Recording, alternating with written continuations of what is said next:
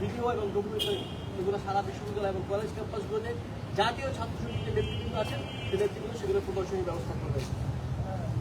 আমাদের পঞ্চম কর্মসূচি দেশব্যাপী জাতীয় ও স্থানীয় পর্যায়ে জুলাইয়ের গল্প, কবিতা, ছবি ও অ্যানিমেশন প্রতিযোগিতা।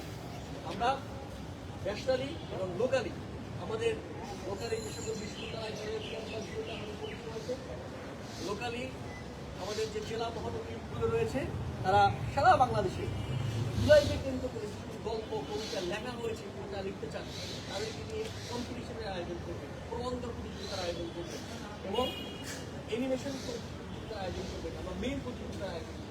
আপনারা জানেন, আপনাদের মনে আছে জুলাই গণঅভ্যুত্থানে যখন সকল মিডিয়া ব্ল্যাক আউট করে দেওয়া হয়েছিল, মিডিয়াগুলোকে হুমকি দেওয়া হয়েছিল, ইন্টারনেট বন্ধ করে দেওয়া হয়েছিল, আমরা যখন খবর পাচ্ছেন না এবং মিডিয়াগুলোকে যখন বাধ্য করা হচ্ছিল, আপনারা সাংবাদিক আছেন, আপনাদের উপর অত্যাচার করা হয়েছিল, আপনাদেরকে ঠিকমতো খবর প্রকাশ করতে দেওয়া হয়নি, তখন ফেসবুক, সোশ্যাল মিডিয়া, ফেসবুকের মিম, অ্যানিমেশন আমাদের কাছে একটা বড় খবর পাওয়া এবং প্রতিরোধের মাধ্যম হয়ে উঠেছে।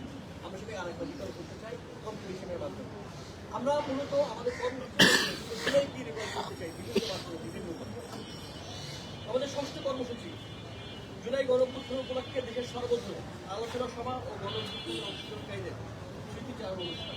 আমাদের বহু গল্প লুকিয়ে আছে, যে গল্পগুলো আমরা জানি না, আপনার কাছেও পৌঁছায় না। আপনি ভাবেন যে ঢাকার গল্প আমরা জানি, ঢাকার লিড দিয়েছেন, কিন্তু প্রত্যন্ত অঞ্চলে কুড়িগ্রামে, বরিশালে যারা লিড করেছেন তাদের গল্প আমরা জানি।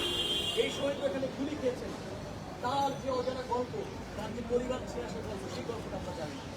আমরা আলোচনা সভার মাধ্যমে, স্মৃতিচারণের মাধ্যমে সকল গল্পগুলো মানুষের সামনে উল্লেখ করতে চাই।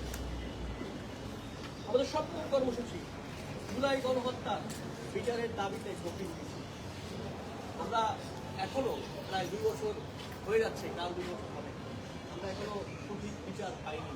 এখনো শহীদের মায়েরা, শহীদের বোনেরা, শহীদের বাবারা রাস্তার ঘুরে বিচার আমরা যাতে অতি দ্রুত বিচার করা হয়, যাতে সেই হাসিনাকে সেটা থেকে বলছে সেই বছর দেশে আসবে। আমরা চাই সেই জুলাই মাসে, যেই জুলাই সে গণহত্যা ঘটিয়েছিল, সরকার সেই জুলাই মাসেই তাকে এনে তার বিচার করবে। এই বিচারের দাবিতে আমরা গভীর মিছিল করব। আমাদের অষ্টম কর্মসূচি আমরা জুলাই নিয়ে কনফারেন্স আয়োজন করব, সভা, সিম্পোজিয়াম আয়োজন করব, এটা ন্যাশনালি এবং ইন্টারন্যাশনালি দুইভাবে। আমাদের নবম কর্মসূচি জুলাই গণঅভ্যুত্থানে যারা শহীদ হয়েছেন সেই সকল শহীদদের কবর জিয়ারত করা হবে। এই কর্মসূচিটি আমাদের সারা দেশের যে সকল নেতৃত্ব আছে তারা লোকালি ওই সকল স্থানীয় সকল শহীদদের কবরস্থান জিয়ারত করবেন, দোয়া করবেন, তাদের পরিবারের সঙ্গে দেখা করবেন, পরিবারের সঙ্গে মত বিনিময় করবেন। দশম কর্মসূচি দেশব্যাপী শহীদদের রুহের মাগফিরাত ও আহতদের সুস্থতা কামনায় দোয়া করব। আমরা মনে করি আমরা বাংলাদেশে আমাদের এই প্রজন্ম আমাদের একমাত্র দায়বদ্ধতা জুলাইয়ের শহীদ এবং শহীদদের রুহের মাগফিরাত কামনায় বা আমাদের আহত ভাইয়ের আপনারা যারা আছেন তাদের সুস্থ হতে পারে।